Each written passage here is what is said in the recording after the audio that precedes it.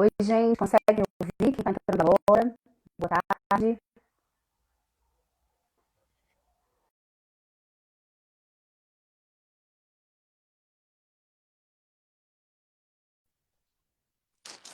Olá,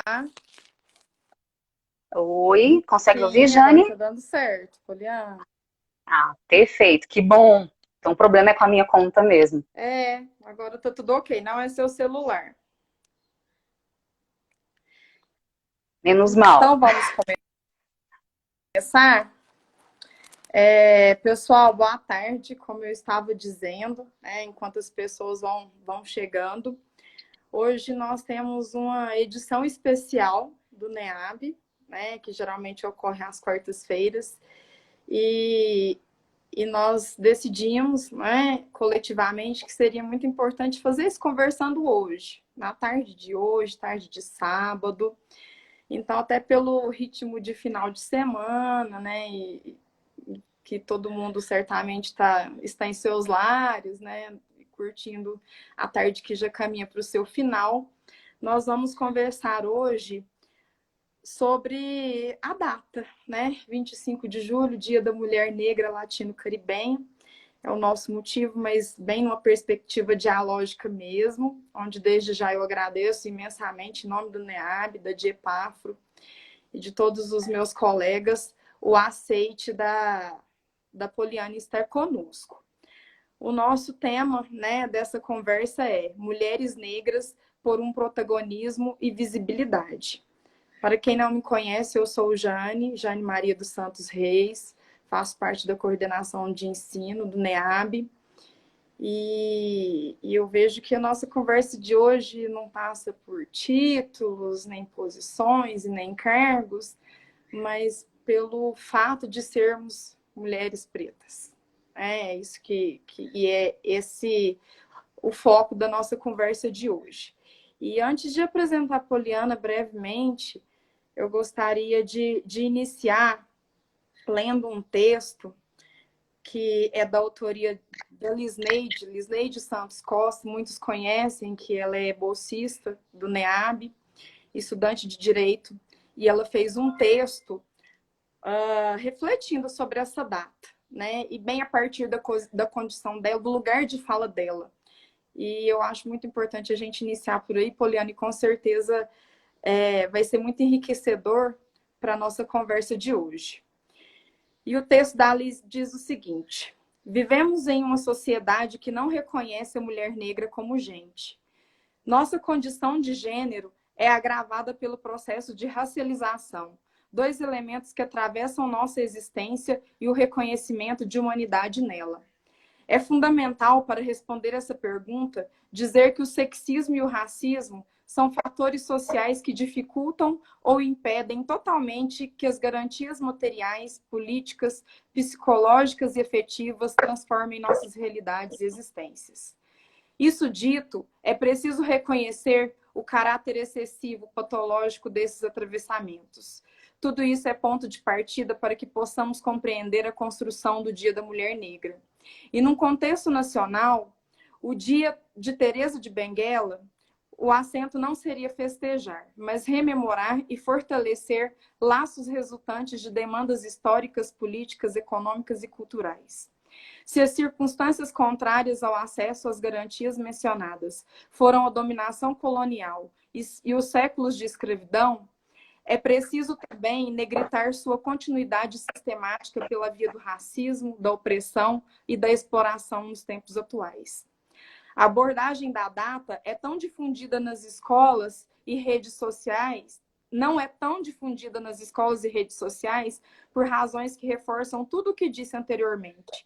Há um silenciamento, invisibilização, subordinação da luta das mulheres negras, das narrativas políticas e sociais marcadas por um ideal de equidade na perspectiva de direitos humanos, pois elas exigem um aprofundamento na questão das discriminações múltiplas, como gênero, sexualidade, raça e classe. E aí a Liz destaca, né, dados da Organização das Nações Unidas em relação ao quanto que as mulheres negras são as principais vítimas de violência obstétrica, abuso social e feminicídio. né? De acordo com o mapa da violência de 2016, o assassinato de mulheres negras aumentaram 54% em 10 anos no Brasil, enquanto os casos com vítimas brancas caíram 10%. Tá aí o contraste. Pedindo licença da Alice em relação ao parágrafo desses dados, eu sigo em frente apontando que ela afirma o seguinte: quando nós negros falamos em processo de racialização dos corpos de seres humanos para justificar seu domínio e superexploração da sua força de trabalho, até seu completo extermínio, é porque entendemos, como o professor Silvio Luiz de Almeida brilhantemente desenvolve, que somente a partir de uma análise materialista histórica do racismo é possível compreender as relações entre o político, o ideológico e o econômico, como dimensões não exteriores umas às outras.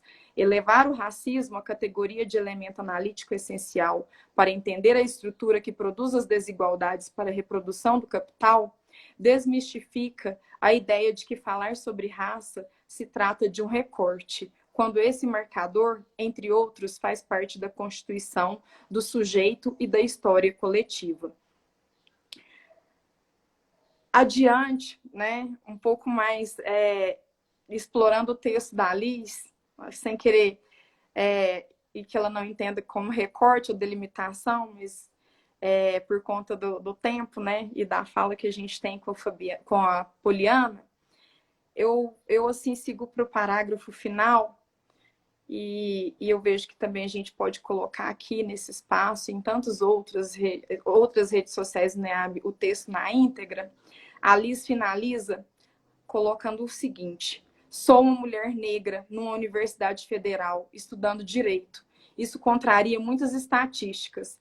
E ainda que eu seja exceção à regra, conhecendo bem os espaços que são relegados às mulheres negras de pele escura nessa sociedade, não me sinto de forma alguma em posição de privilégio. Normalizar que o acesso à educação de qualidade não seja direito, e sim privilégio, reforça que outras mulheres negras como eu não deveriam almejar ou lutar pela ampliação desse espaço para que tantos outros negros e negras também estejam. Em todo o meu percurso de estudos e pesquisa da concepção do direito a serviço da dominação hegemônica de uma sociedade de classes, a atuação do Estado, no campo judiciário principalmente, e acerca da estratificação social, a estratificação racial como realidade objetiva desse país, experimentei muitas tensões internas.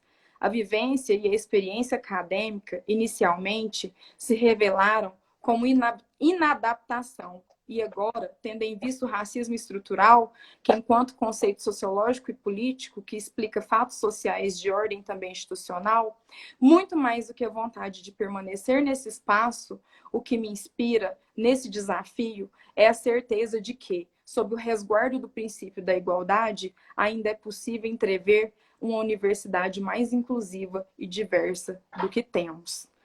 E assim, eu acho que não poderíamos começar de maneira melhor, né? Porque se estamos falando da mulher negra, é a Liz, é a Poliana, é a Maria e tantas outras que fazem parte desse nosso cenário, desse nosso contexto. E aí, antes de passar a palavra para a Poliana, né, eu apresento ela como cientista social e pesquisadora associada do NEAB, e a mulher preta que convidamos e escolhemos e que aceitou estar conosco na tarde de hoje. Oh, nossa, Jane. Muito obrigada, viu, Jane?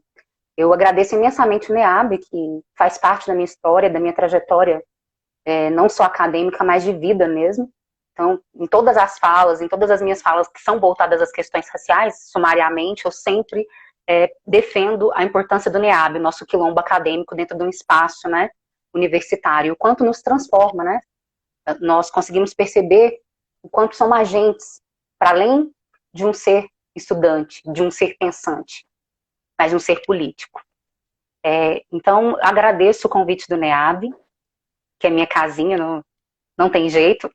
Agradeço a mediação da Camila também, professora doutora Camila, do Ituninganga, que fez o intermédio, né, para que a gente conseguisse estabelecer essa fala, né, Jane? E a Liz também, que está dando todo o suporte para que ocorra da melhor forma possível. e assim que nós gostaríamos, então, de iniciar essa live. Bem, a Jane já colocou muitas questões, inclusive acho importante a divulgação desse texto da Liz, né? Quanto mais difundido, melhor, porque nós vamos perceber que falar de mulher negra ele é transversal, ele versa em vários setores, mas ao mesmo tempo precisamos de um recorte para conseguir minimamente expressar, né, algumas inquietudes. E aí vocês vão perceber que o meu recorte de fala hoje, ele vai se pautar mais junto ao gancho do NEAB, qual a importância da instituição NEAB, enquanto estabelecer um conhecimento, um poder, junto à fala das mulheres negras. Ok? Fica à vontade para intervir, viu, Jane? Eu falo que nessa onda online de lives eu fico um tanto mais apreensiva, porque eu tenho a necessidade mesmo de um feedback, sabe, um momento real, e é o que a rede social, nesse delay, em todo esse processo, não nos permite. Então, são adequações, mas acho importante que seja um espaço de fala. E como você mesma havia dito anteriormente, aqui é para além de títulos, é para além de qualquer construção, é um bate-papo informal, mas que não descaracteriza a importância desse diálogo. Excelente. Obrigada, okay? Juliana, fica à vontade. Ok. Então, é muito importante e simbólico, né, falarmos, então, desse contexto da mulher negra na data de hoje, que é a data, né, de menção.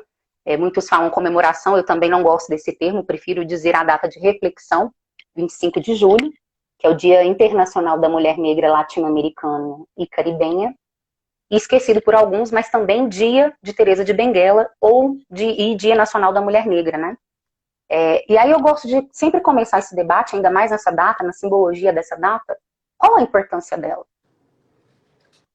Por que debatemos ainda sobre ela e por que a importância de demarcar uma data em específico que verse sobre assuntos da mulher negra? Então deixa a provocação aí para os que estão nos assistindo, mas para além disso, porque algumas inquietações de pessoas que não debruçam sobre as temáticas sociais, mas para que um dia para a mulher negra se a gente já tem um Dia Internacional da Mulher? Vocês não se sentem representadas? Vocês não estão dentro do bojo do 8 de março? Né? Claro que estamos, mas é entender que há especificidades que devem ser consideradas.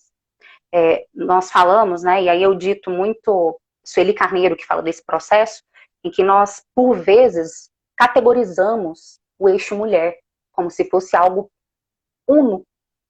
E não, nós temos particularidades, nós temos uma pluralidade dentro dessa categoria mulher que devem ser levadas em consideração. E quando a gente fala mulher negra, né, o hiato é ainda maior por conta de várias desigualdades sociais, né, ranço de um histórico de escravização em que nós carregamos até hoje. Não é à toa que, né, e aí eu gosto de citar novamente outras mulheres, Conceição Evaristo vive falando, porque para nós, mulheres negras, tudo vem de forma tão tardia. Isso não é desamarrado, não é um achismo, muito pelo contrário, né? Dados estatísticos, a realidade mesmo social, nos permite dizer a diferenciação dessa categoria mulher, em específico da mulher negra. Então é o que vamos tratar aqui agora, porque assim... Oi, Jane, fica à vontade. Desculpa, né? Se a gente tentar estabelecer o diálogo, porque tem outras pessoas nos assistindo e tudo mais, de repente o ponto de partida seja mesmo a Teresa de Benguela, nessa contextualização do dia, né, a importância, o que startou ser esse dia, né, ser essa pessoa, ser essa mulher negra. Eu acho que é importante para a gente começar a nossa conversa de hoje. Sim, ela vai por aí, é o caminho mesmo. Falo dessa marcação da data porque ela não é desamarrada, ela vem de fato para uma busca de uma autonomia para fora desses agentes da África, né? Então é problematizar essas mulheres negras na diáspora africana. E quais são as demandas políticas, ou para a construção de uma agenda política nacional no Brasil. Então é importante sim definirmos a data. Então vocês percebem que eu apresentei duas versões da data. O Dia Internacional, né? Que é da mulher negra latino-americana e caribenha, que ela não se deu amarrada, não foi uma data, como alguns acreditam, por benevolência governamental ou algo do tipo, foi muita pressão social desses movimentos de mulheres que já se consideravam à margem das discussões políticas. Então, houve um primeiro encontro de mulheres latino-americanas e do Caribe, para problematizar justamente essas pautas e agendas referentes à mulher negra. Foi na data de 1992, na República Dominicana. Então foi esse primeiro encontro. E dentro, em parceria com a ONU, tenta-se o reconhecimento, então, dessa data. Uma data que vem para que a gente consiga discutir, para além de teorizar, mas discutir as demandas políticas e como avançar, né, em políticas públicas para esse nicho social, para essa base social. Em paralelo a isso, nós temos aí o reconhecimento também do Dia de Teresa de Benguela, né, vou explicar um pouquinho quem foi essa mulher, e também o Dia Nacional da Mulher Negra, que foi sancionado pela presidenta Dilma Rousseff em 2014. Então ele não é só o Dia Internacional, ele começa a ser um Dia Nacional quando sancionado a lei, que tem esse mesmo intuito, né, de demarcar a data, em 2014. Eu percebo que há uma pouca divulgação, não se difunde tanto essa demarcação de data, né? Ela não é uma data que estabelece um feriado, foi sancionado pela Dilma mesmo no interesse de demarcar a data apenas, né? E não foi uma benevolência também governamental, uma pressão do próprio movimento de mulheres negras que já se encontravam aqui no Brasil e estabeleciam uma agenda política, e justamente para dar visibilidade para esses segmentos de mulheres. Então é importante a gente falar e contextualizar tudo isso. No bojo da lei, né, no escopo da lei, ele vem como um processo de data comemorativa. Mas eu ainda gosto de frisar que é uma data reflexiva. Porque nós, enquanto militantes, né, ativistas do movimento negro, por exemplo, o 20 de novembro, ele é um tanto mais difundido, por conta da consciência negra. Então, mesmo que de forma direta ou indireta, no imaginário social, já se sabe que em novembro, por vezes alguns que estão mais distantes do debate racial desconhecem até a data, que é o dia 20, mas conhecem, né, e consolidam o porquê da consciência negra. O movimento hoje, ele debate a necessidade de um feriado, né, de se estabelecer feriado dessa data, justamente porque você provoca ainda mais essa data que eu falo, gente, é 20 de novembro, viu? Dia da Consciência Negra. Porque a gente consegue estabelecer que a pessoa, quando está inserida dentro desse feriado, ela começa a se questionar, feriado de que hoje? Zumbi dos Palmares, Consciência Negra. Então, já é um mínimo, né, um micro avanço para nós ativistas. Por quê? É um momento em que a pessoa vai refletir todo esse ranço histórico, direto ou indiretamente, né? Acho que para além das nossas atividades, né, já pontuais para o mês de novembro, que não deveria ser, né? A gente estende aí e entende que questão racial ela deve ser debatida todos os dias, ao longo de todo o ano, mas por vezes ele concentra no mês de novembro, mas é por conta dessa necessidade de demarcação. Daí o meu incômodo com o porquê do 25 de julho não ser tão difundido. Nós também temos pautas específicas, né, de um movimento de mulheres negras que, no bojo do seu nascimento também, tinha ali estava inserida num limbo, né, porque não tinham pautas contempladas diretamente no movimento feminista burguês, e não tinham pautas também definidas e demarcadas dentro do movimento negro, na questão de gênero, né, essa dualidade de gênero e raça. Então se vê a necessidade de criação de movimentos auto-organizados.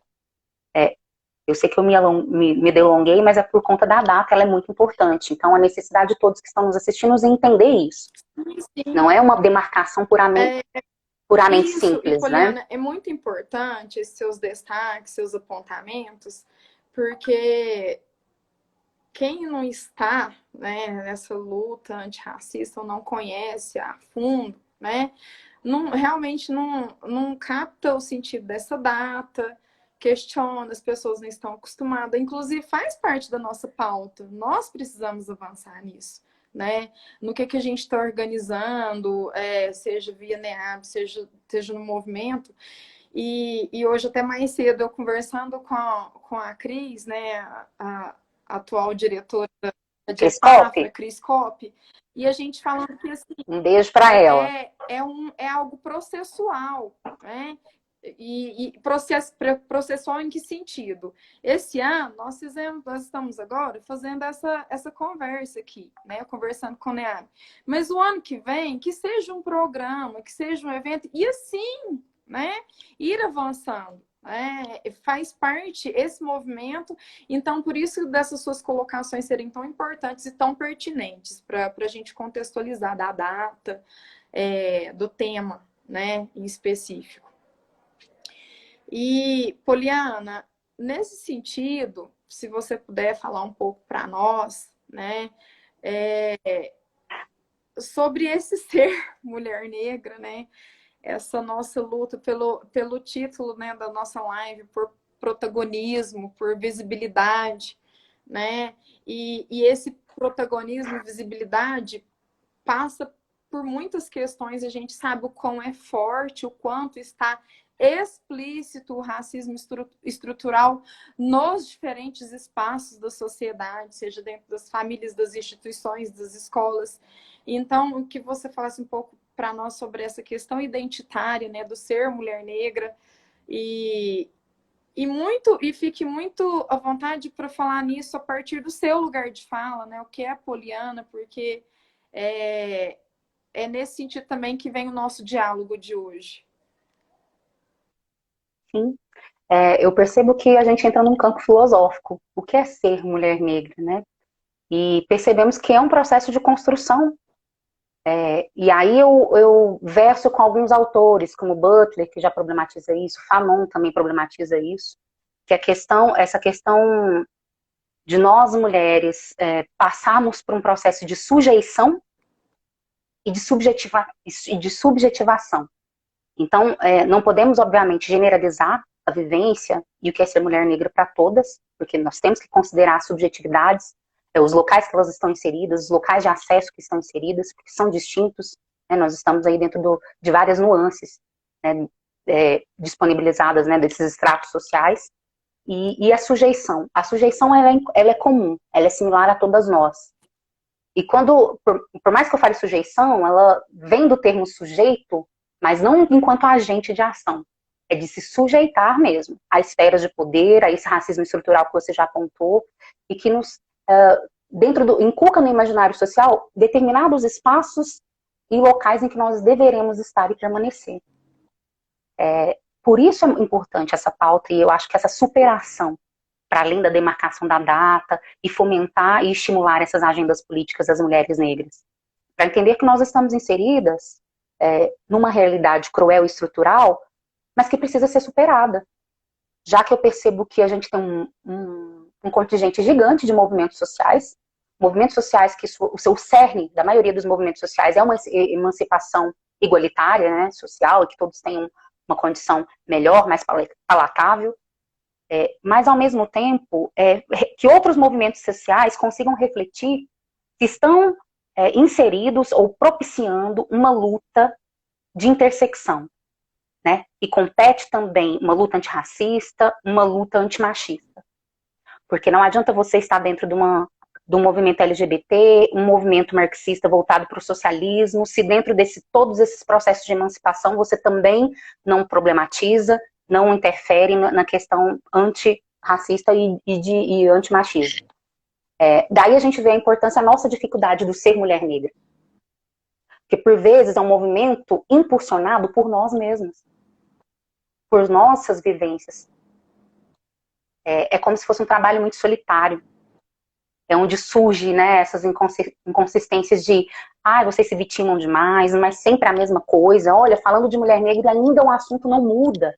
São as dificuldades, né, uma inserção mais marginal. Mas realmente não muda, porque há necessidade de um debate, de uma desconstrução de um todo social. Né? Aí vem a Djamila Ribeiro com o que é lugar de fala. Um termo que todo mundo utiliza, e eu percebo que como se tivesse um desconhecimento ou uma incompreensão do que ela havia escrito. Porque ela fala lugar de fala é diferente de representatividade. Representatividade, obviamente, somos nós negras, falando de nossas pautas, mas o que ela alega com lugar de fala é que todos nós temos lugar de fala. E que essa fala não pode ser responsabilizada ou responsável só de um setor. Qualquer pessoa, o não negro, o homem, dentro do seu local de fala, deve problematizar a questão de gênero e raça. Então, não delegar essa responsabilidade para um único eixo, para um único grupo social. Porque nós acabamos falando por nós mesmos. E não avançamos. Né? Eu acredito de verdade que uma revolução, né, estrito senso, como o termo diz, de mudança, transformação, ela só é possível quando um todo tenha consciência da necessidade de mudança. E a mulher negra, enquanto base da pirâmide social, por mais que seja clichê, aquela fala da Angela Davis é de fato extremamente reflexiva e certeira, né? Que quando a base da pirâmide, ou seja, quando a mulher negra se movimenta, toda a estrutura social se movimenta com ela. Esse olhar totalitário, né? Totalitário não, totalizante. Me desculpa. Totalitário é outra coisa, tudo que a gente aversa. É totalizante. É Bell Hooks que problematiza muito isso. Tivemos até o último grupo de estudos do NEAB, né? Tal dos nós jovens NEABs, que também nessa era online, fazendo grupos de estudos e discutindo alguns textos. A gente discutiu um específico da Bell Hooks, que é a teoria, moldando a teoria feminista, em que ela problematiza justamente isso, né?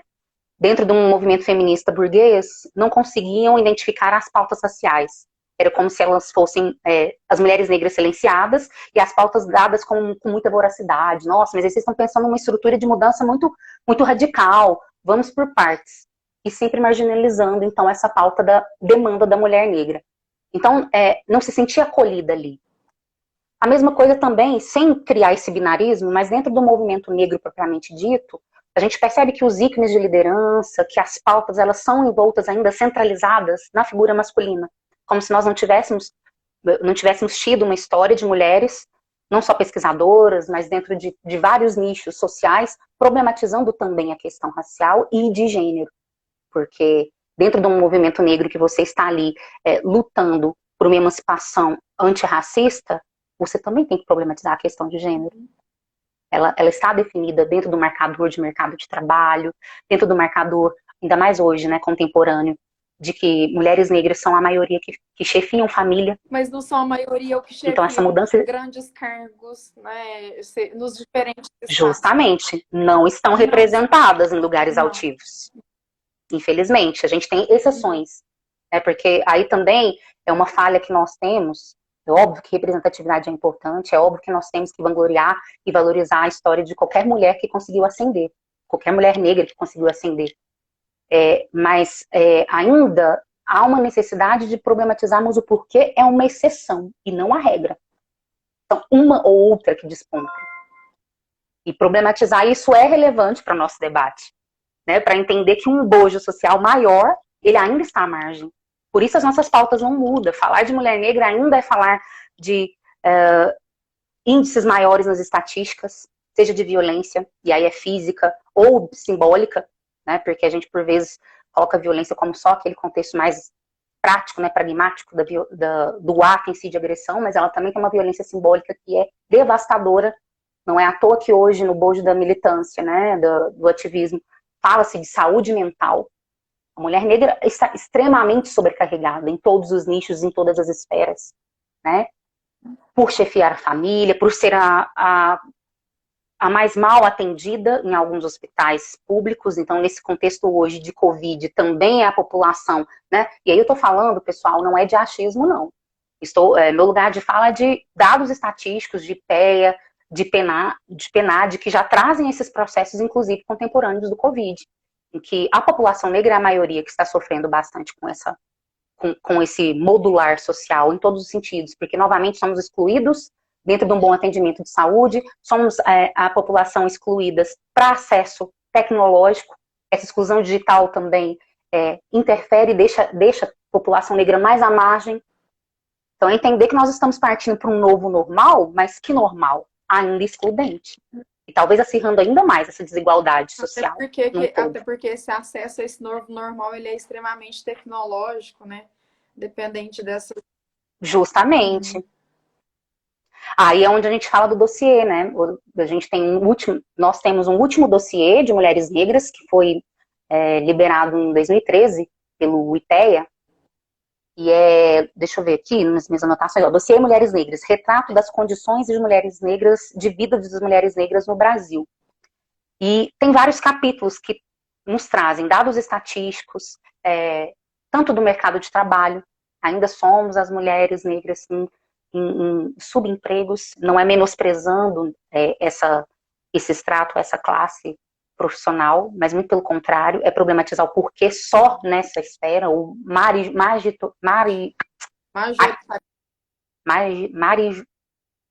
me Isso, majoritariamente. Deu um trava-língua aqui agora, Jane. Mas isso, majoritariamente inseridas ainda nesses estratos profissionais. E lá também tem, né, 2013, mas já preconizava em dados estatísticos esse contexto da exclusão digital para a população negra, em específico também para a mulher negra. O índice de violência, que você já sinalizou o contexto da Liz, né, é preocupante quando a gente percebe uma queda da violência doméstica voltada à mulher não negra e sobe 54% para a mulher negra, né? Ou seja, que corpo é esse? Que ser é esse, né? Que a gente entra já naquele âmbito filosófico mesmo, em que está tão à mercê, tão sujeitado ao poder econômico e social num todo. Então, são problematizações importantes. Sim. Ontem eu pude participar do seminário Biopolítica e Mulheres, promovidos pelo Ministério Estadual da Bahia, com a doutora Lívia, e a última mesa redonda foi com a doutora Jaqueline Goes Jesus, que mapeou o genoma do coronavírus, junto com a professora Nilma. E aí a Jaqueline, ela coloca assim, ela fez uma fala bem do ser negra mesmo, e falando que de repente, né, muito que de repente, falou um pouco da vida dela e tudo mais, a trajetória, ela teve esse destaque no cenário nacional, né, despontou por essa questão do genoma, colocou algumas questões, não só dela, mas atinentes a essa questão da mulher negra. E ela falou assim, que se assustava por estar ali numa posição, né, e que foi colocada no evento como uma mulher negra que está no poder, né? E aí ela se questiona na fala dela, mas que poder é esse? Ela falou, eu não vejo esse poder em mim. Eu vejo esse poder na representatividade. E ela ainda coloca, eu estou nos bastidores com esse mapeamento do genoma e tudo mais com pesquisa. E as mulheres negras que estão na linha de frente, que é isso que esses dados que você está levantando, e que não são achismos, nós sabemos, né? Que são questões concretas que estão postas. Então, assim, essa importância da gente colocar o poder, mas não é o poder da pessoa, né, Poliana? Não é o poder é um poder pessoa, simbólico. não é da Poliana, não é da Jane, não é de ninguém. O poder da mulher negra, até nessas questões de inversão, e aí ela termina falando assim, que quantas vezes, na área de conhecimento dela, nas pesquisas, ela queria se colocar em algumas questões, mas ela, será que eu sou capaz? E ela se sentia insegura. E aí ela coloca que essa insegurança, hoje ela já não vê dessa forma, né? Depois de todo esse processo, de contar todas essas coisas, fala, não, eu vou falar sim, porque eu tenho como falar, eu tenho condições. Que até nisso nós somos, nós, mulheres negras, somos afetadas. Até quando a gente se sente insegura em tudo. Então, até a nossa questão de fala. E aí vem a Nilma e coloca que tem as fases, tem a negação, tem a afirmação, e tem todo um processo. Né? Então, se você também puder colocar um pouco disso, e da Poliana, para a gente continuar a conversa. Claro. Eu trabalhei muito com a Nilma, né? Nilma Lino Gomes, eu falo com a obra dela, óbvio, né? A gente tem esse eufemismo, já é como se a pessoa fosse próxima, de dormir juntinha. Mas era quase isso, viu? Era quase isso. A Nilma foi uma bíblia com, né, a raiz, ela trabalhava com um livro, né, que foi a defesa do doutorado dela, que era essa análise dos salões de beleza. Então, nas minhas pesquisas, tanto de a monografia quanto a dissertação de mestrado, eu trabalhei justamente isso, a construção identitária negra através desses ícones, né, que é o que ela coloca, esses ícones identitários cabelo e corpo. Mas não numa perspectiva essencialista. Eu trabalhar esses itens no sentido de dizer, dentro de um construto social, nós somos dados como os inferiores, o que tem o cabelo ruim, o que tem os traços negroides, que são ditos como, né, à margem, o não aceitos, né? Uma beleza que é à margem, ou quando é nossa, né, o elogio vem, é nossa, você é negra, mas é tão bonita. Né? Esse mais de contrariedade é justamente isso, porque negro é feio, você é uma diferença do processo. É como se isso fosse um elogio, e não entende nem o quão o poder da linguagem também nos atribui e nos condiciona nesse imaginário social, né? E aí ela fala que esse contexto de negação é o princípio de toda a construção identitária de homens e mulheres negras. Primeiro a gente se nega. Lilia Schwartz fala, né, antigamente os dados de IBGE para autodeclaração era livre, era aberto, né? E aí no Brasil a gente tinha mais de 48 classificações, né? Como você se autodeclara, a pessoa falava marrom bombom, chocolate, cor de amêndoa, qualquer coisa que desvencilhar do negro. Qualquer coisa era dada como autodeclaração para se desvencilhar dessa questão, né, dessa imposição de inferioridade atribuída ao sujeito negro. E aí é engraçado, porque é como a Nilma e o próprio Fanon também já problematiza. A única forma de superarmos esses vícios sociais de inferioridade é a partir do momento quando nós nos afirmamos como negros. A gente passa a ser o ser, né? Porque ele fala a transição do não ser, né, na categoria da população negra, com o ser. Ser enquanto branco, padrão, universalista, nunca questionado, como se já fosse a neutralidade imposta ali, né? A pessoa branca, ela já é universal. O negro é que tem que, o diferente é que tem que se afirmar a todo momento. Mas ele fala que essa superação dentro do contexto identitário, ele só é dado a partir do momento da nossa afirmação. E ela parte pelo corpo. Né? Não é uma banalidade quando a gente tem um bojo hoje de meninas secundaristas, né? E aí eu já estou falando de uma outra geração, porque não é a minha. Já ultrapassei um pouquinho nessa fase. Mas é que dentro do movimento negro era muito comum e debatido a transição capilar. Não era à toa que a transição capilar era muito debatida. Acho que assim, se do nosso tempo, Jane, né, era tão difícil assumir nossos cabelos crespos, né, nosso turbante, estar presente em lugares dessa forma, afirmando essa nossa negritude, hoje a gente percebe uma mudança, mas essa mudança ela é ancestral. É de mulheres negras, de homens negros que nos antecederam e fizeram com que entendêssemos a importância dessa superação racista a partir da afirmação identitária, que perpassa os nossos corpos, né? E aí eu vejo, então, que hoje as secundaristas, né, pessoal aí de 2000 para cá, nascidos de 2000 para cá, tem uma possibilidade maior, é gradativa, mas uma inserção maior dentro do assumir a negritude. Que aí a importância de nós não esquecermos o protagonismo e a luta de quem nos antecedeu. A importância da gente entender que memória é liberdade, né? Outras pessoas também lutaram por essa ascensão a partir da afirmação identitária. De dizer, sou negro sim, e me afirmar é me livrar desse condicionamento que a sociedade me impõe. Isso é um processo, né? É complexo, né, filosófico, mas eu falo e eu tenho certeza que para qualquer pessoa negra isso é muito comum.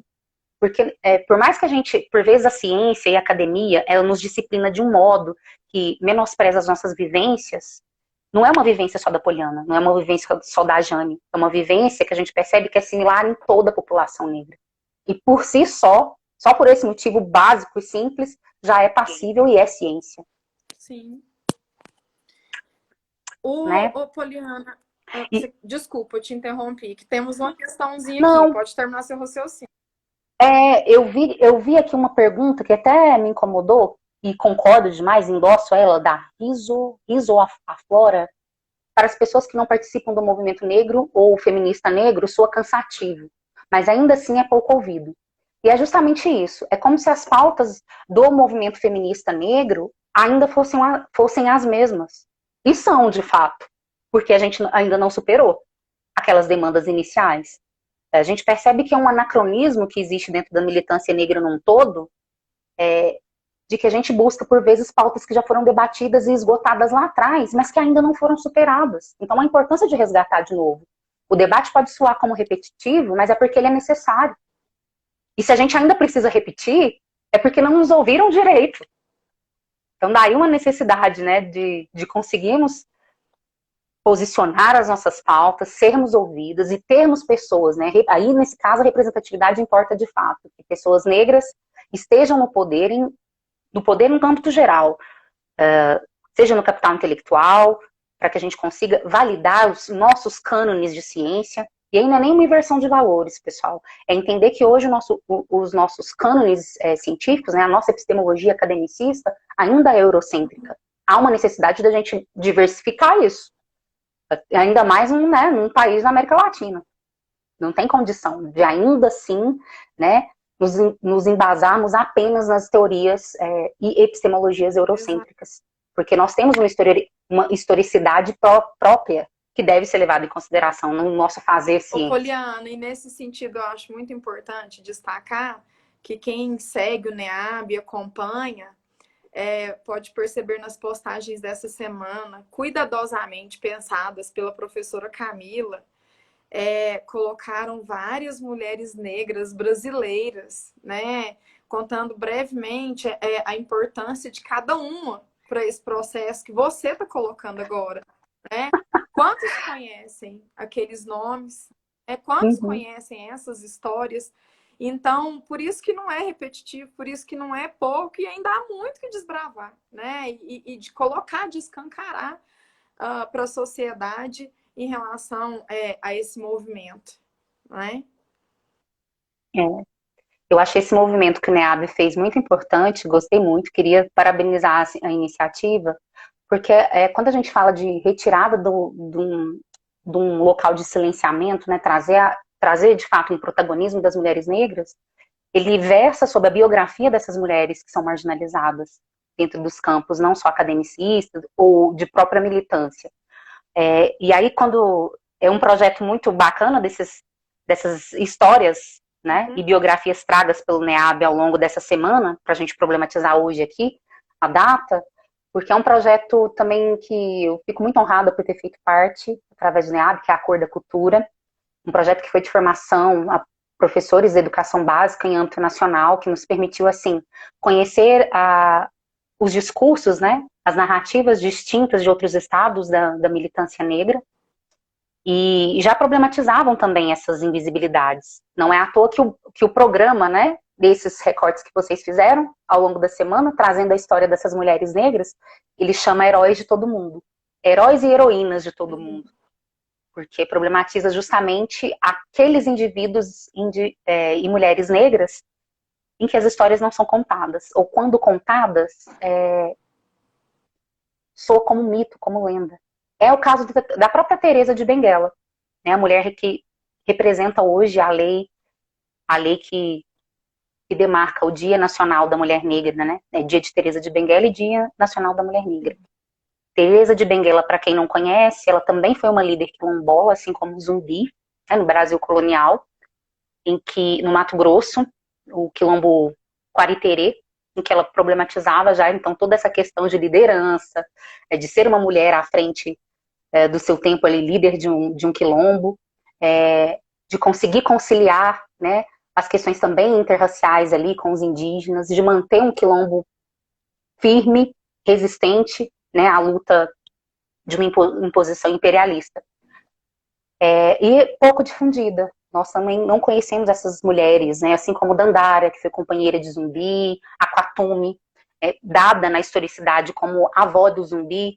Enfim, você percebe que até as próprias histórias das mulheres no Brasil colonial, mulheres negras no Brasil colonial, perpassam primeiro pela imagem já assumida do homem negro.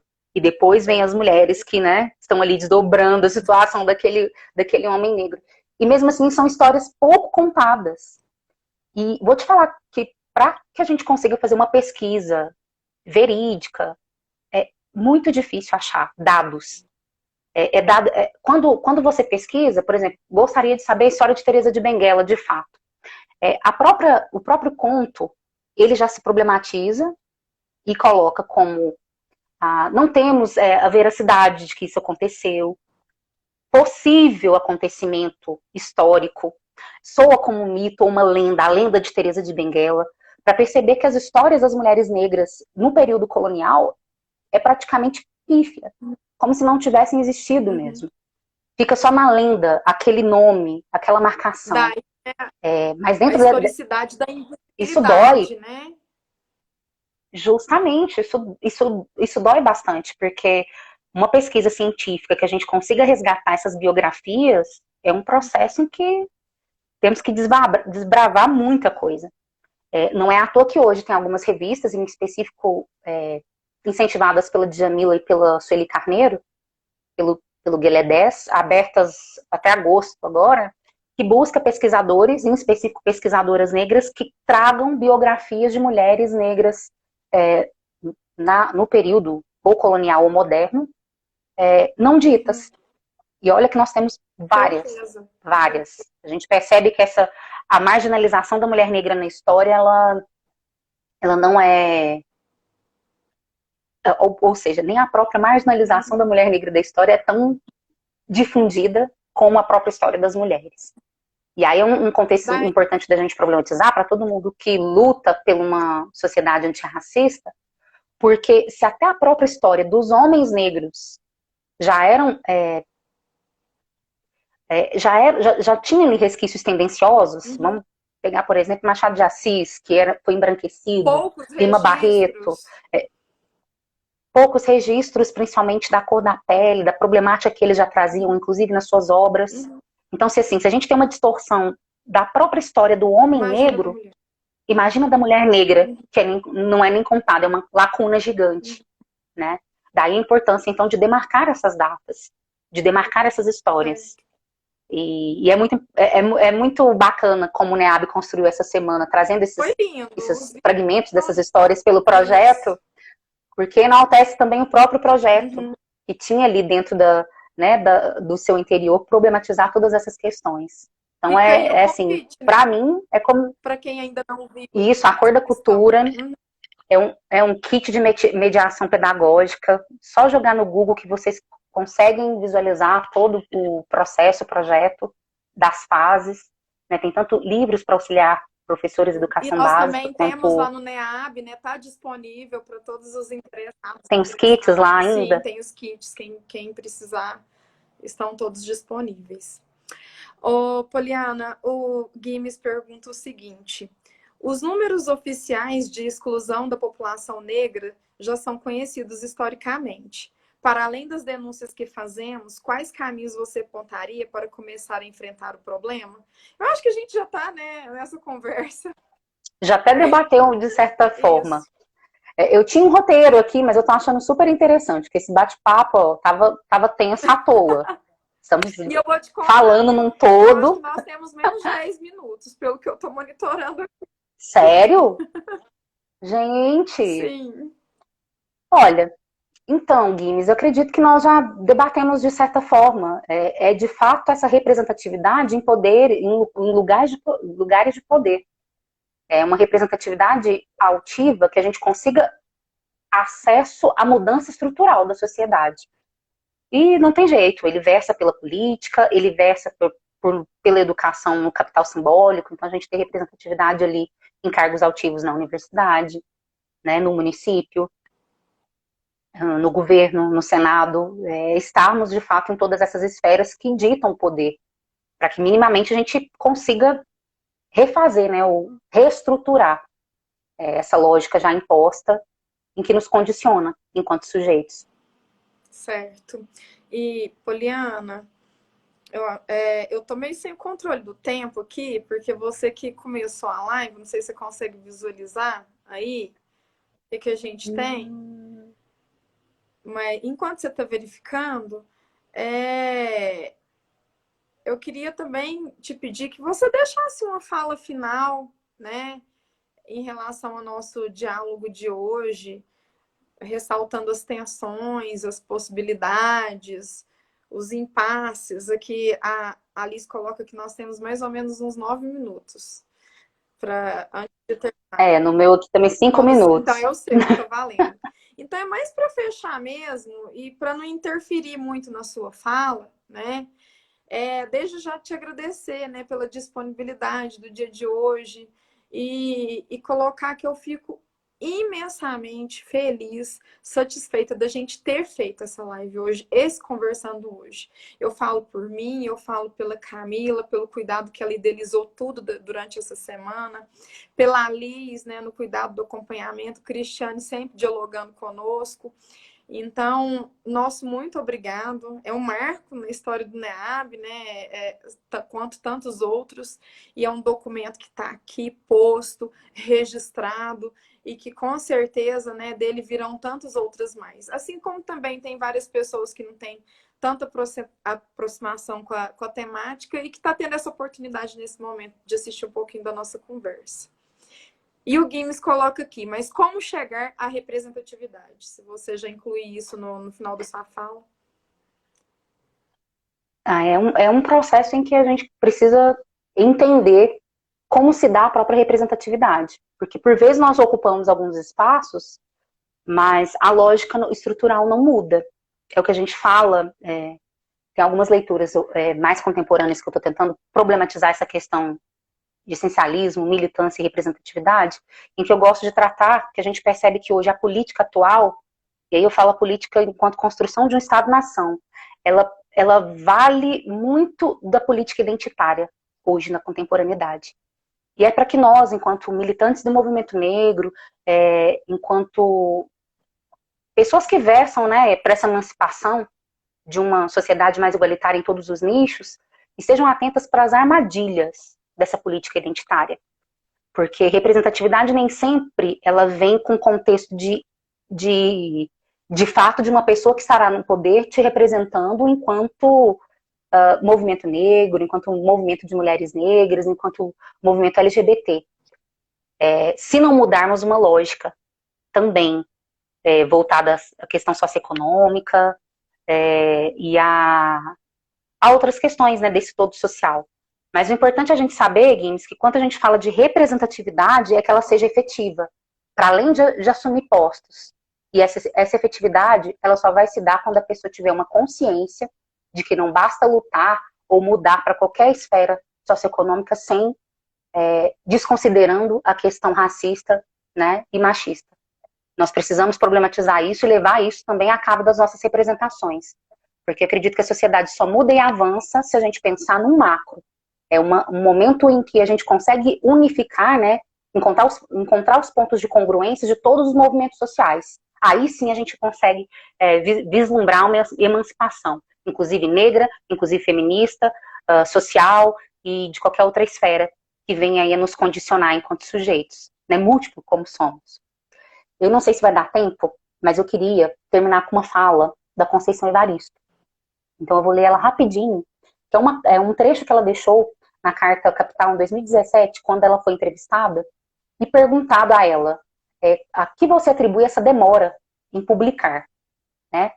Enquanto escritora tardia, ela responde: tudo para as mulheres negras chega de uma forma mais tardia, no sentido de alcançar tudo que nos é de direito. É difícil para nós chegar nesses lugares. E eu fiquei pensando esses dias, quando foi que Clementina de Jesus aparece? Com mais de 60 anos. E a Jovelina Pérola Negra? A própria Ivone de Lara? Quando ela vai ter mais visibilidade na mídia? E olha que estamos falando de produtos culturais, que, entre aspas, são mais democráticos. E a literatura, que é uma área mais do homem branco, apesar do primeiro romance ser de Maria Firmina dos Reis, uma mulher negra. As mulheres negras vão chegar muito mais tarde. Essa longa espera tem muito a ver com esse imaginário que faz da mulher negra, que é a mulher que samba muito, dança, canta, cozinha, faz o sexo gostoso. Cuida do corpo do outro, da casa da madame, dos filhos da madame. Mas reconhecer que as mulheres negras são intelectuais em vários campos do pensamento, produzem artes em várias modalidades, o imaginário brasileiro pelo racismo não concebe. Para uma mulher negra ser escritora, é preciso fazer muito carnaval primeiro. Então eu encerro com essa fala que para mim eu sempre me emociono, porque é entender que de fato o porquê para nós vem tudo muito tardio. E é justamente essa conotação de nos colocar em alguns aspectos sociais em que nós vamos avançar quando superarmos essa imposição de imaginário social. né? O importante é que a gente consiga avançar e avançar em conjunto, porque uma luta sozinha a gente não chega em lugar nenhum. É a passos longos e de mãos dadas. Ubuntu. Ubuntu, é isso, eu sou porque você é. Gratidão, Poliana, lindo. Eu acho que nós começamos muito bem com a Alice, fechamos com a leitura da Conceição Evaristo, não poderia ser da melhor forma, né? E assim eu me sinto contemplada, eu e tantas mulheres negras, por essa nossa conversa de hoje, né? E por esse registro que vai ficar posto aqui, né? Agradecendo todos os comentários, as pessoas, né, que estão nos acompanhando, que em algum momento assistirão esse diálogo. Gratidão, gratidão pelo dia de hoje, gratidão pela nossa conversa, gratidão pelas provocações e reflexões que são muito importantes, como coloca você, dessa data de hoje, né? Não de comemorar, né? Mas de refletir, refletir sobre a nossa condição de sermos mulheres negras nessa sociedade. Te agradeço demais. Em meu nome, Jane, de todos os outros e do NEAB. Eu que agradeço, gente. E sou parte do NEAB. Eu sou Ubuntu para o NEAB porque eu sou por conta do NEAB. A minha trajetória é toda pautada nesse grupo, nesse aquilombamento acadêmico que me fez ser o que sou. Então, gratidão e que, de fato, a gente consiga problematizar mais coisas aí. Sim, sim. Dentro dessa conjuntura, não só de gênero e raça, mas como estamos fazendo aí devagar, dentro das lives do NEAB. Isso, toda quarta-feira, às 18h30, sempre temos as nossas conversas. Essa excepcional de hoje, por um motivo muito especial. Quanto tempo tem aí, Poliana? Você pode ver, por favor? Que eu acho que nós estamos nos minutos finais.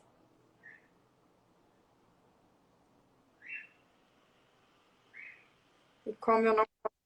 por algum motivo sumiu aqui agora. Mas eu acho que podemos... Mas já passou de uma hora. Já passou de uma hora, sim. Bom. Então, assim, a gente encerra, né? Desejo boa tarde a todos e todas, bom final de semana. E que sigamos em frente, revigorados, porque a luta é grande, né? Ainda temos muita coisa pela frente. Sinta-se abraçada. A luta é grande, mas obrigada, Jane. Para você também.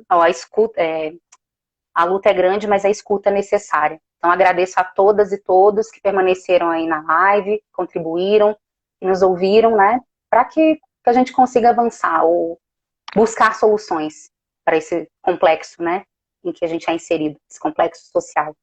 Do mais, então, agradecida e uma boa tarde, um bom restinho de fim de semana para todo mundo. Boa tarde. Você encerra daí, por favor. Pode deixar. Até mais, gente.